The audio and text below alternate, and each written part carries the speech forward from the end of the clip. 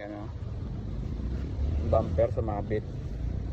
Lalagyan natin ito guys. So, natin sa kabila. Pati yung harapan kareb na. Oh, para nakafix na. Yan ilalapat natin para maganda yung lapat. Ayun yung before. Yan o. Before.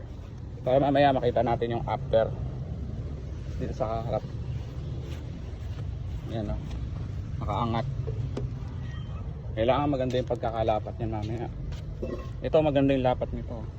Bali tatlo yung pangit. Tatlo. Yan o.